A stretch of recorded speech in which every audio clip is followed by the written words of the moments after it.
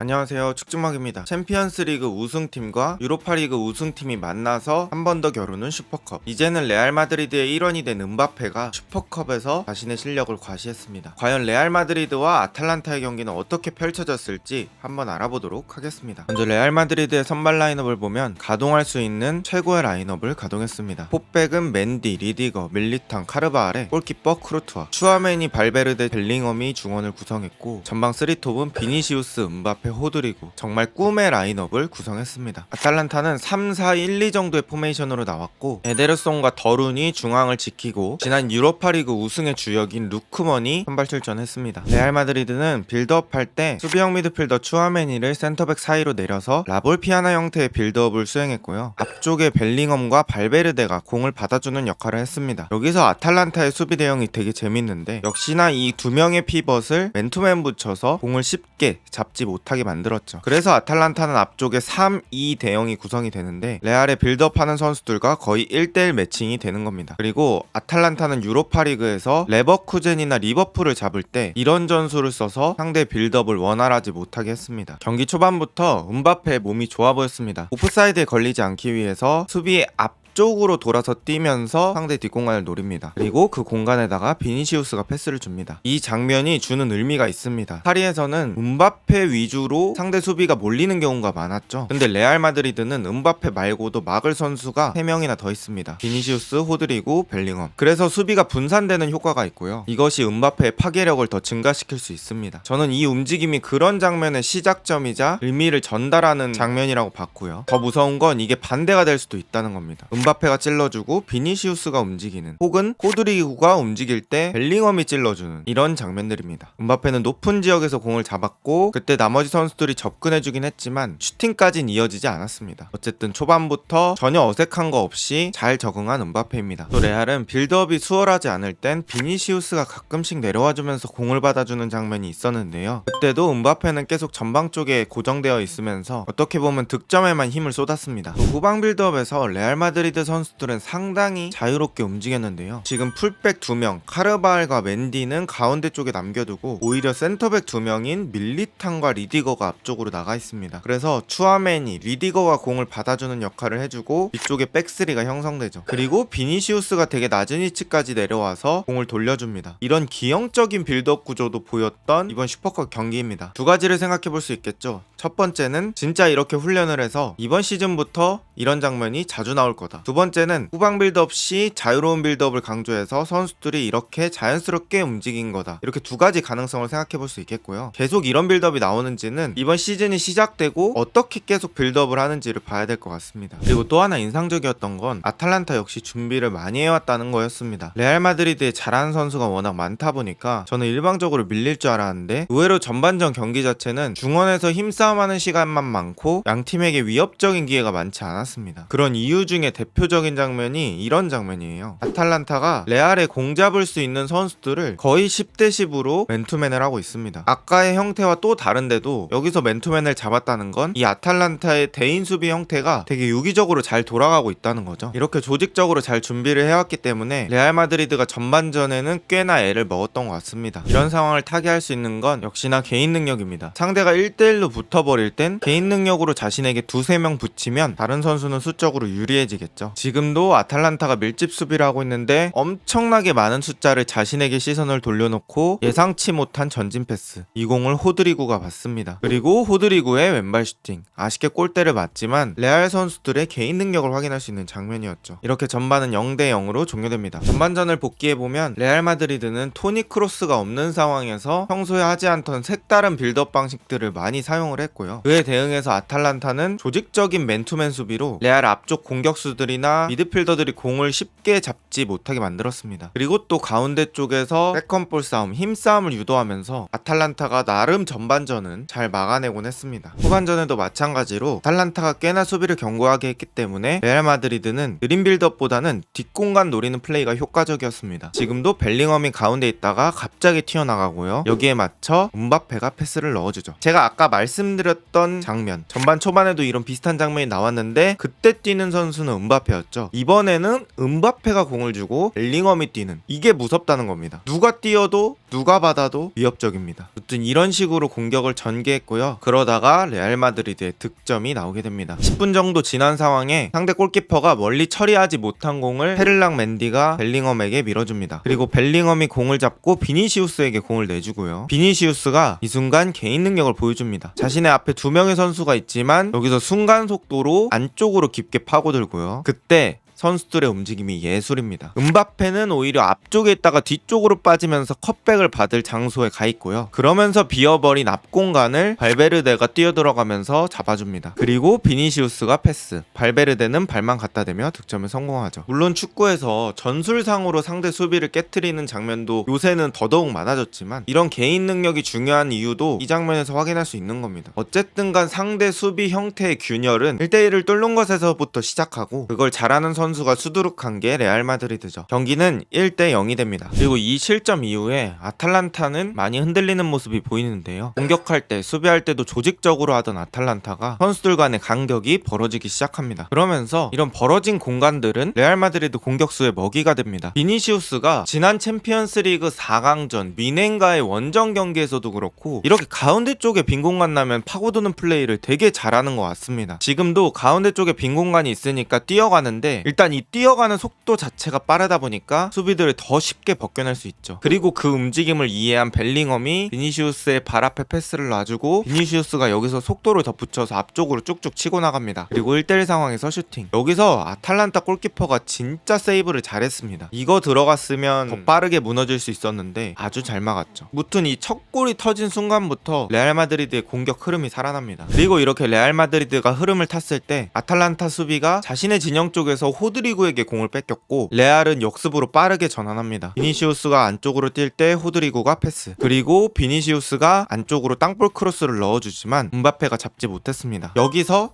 음바페의 위치를 주목해주세요. 음바페는 가운데 쪽에 있었습니다. 그리고 이 루즈볼을 벨링엄이 잡으러 뛰어갑니다. 그리고 벨링엄이 공을 잡기도 전에 거의 공을 잡으려고 도착한 순간에 음바페는 벨링엄의 공을 받아주기 위해서 바깥쪽으로 뜁니다. 음바페는 앞쪽에서 절대 쉬지 않습니다. 계속 움직입니다. 그리고 벨링엄이 한 명 제쳐내고 몸이 열렸을 때 그때 바깥쪽에 있다가 다시 안쪽으로 뛰어들어옵니다. 이건 그냥 자기가 공간을 만든 거예요. 가만히 있었으면 이미 수비가 붙어서 공을 잡기 힘들었겠죠. 하지만 거의 무슨 이번 역습에 처음 가담하는 사람처럼 뒤쪽에서 툭 하고 튀어나오니 상대 수비는 대응하기 너무 어렵겠죠. 그리고 이 공을 차분히 밀어넣으며 득점에 성공하는 음바페입니다. 진짜 충격적인 공격력입니다. 음바페 막아도 벨링엄 있고, 벨링엄 막아도 비니시우스 있고, 비니시우스 막아도 호드리구 있고, 호드리구 막아도 발베르데 있고, 게다가 음바페급 되는 공격수가 저렇게 앞에서 열심히 움직이니 수비 입장에서는 대응하기 정말 어렵겠죠. 그리고 2대0 이후에 레알 마드리드는 모드리치, 브라임 디아즈, 바스케스, 세바요스, 길러 이런 선수들을 투입하면서 경기를 조율했고 경기는 2대0으로 종료됩니다. 음바페가 레알 오면서 공격진의 동선 정리를 어떻게 할 거냐라는 의문들이 많았고 실제로 그거에 대해서 걱정이 좀 있었습니다. 하지만 저는 오늘 경기로 그 걱정은 괜한 걱정이었다는 생각이 듭니다. 안첼로티 감독이 그런 분야에 워낙에 전문가고 그냥 음바페가 오면서 세지기만 세진 느낌입니다. 워낙 월드클래스 선수들이기 때문에 자연스럽게 빈 위치를 잘 찾아 들어가고요. 각자의 개인 능력도 조화롭게 잘 나온 것 같습니다. 가장 무서운 건 상대 입장에서 수비가 분산될 수밖에 없다는 거예요. 그런 장점을 살려서 플레이한다면 레알 마드리드가 이번 시즌도 충분히 강할 것 같다는 생각이 들었습니다. 음바페는 레알 마드리드에 입성하자마자 골 넣고 우승컵까지 차지하게 되었습니다. 지난 시즌도 매우 강력하다고 평가를 받던 레알 마드리드, 이번 시즌엔 도대체 얼마나 세질 건지 상상도 안 갑니다. 게다가 서브에 아르다 길러, 브라임 디아즈, 엔드릭 이런 선수들까지 있기 때문에 엄청난 공격진을 보유했다고 할 수 있겠네요. 과연 레알 마드리드는 이번 시즌에서도 끝까지 강한 모습을 보여줄 수 있을까요? 오늘 영상은 여기까지입니다.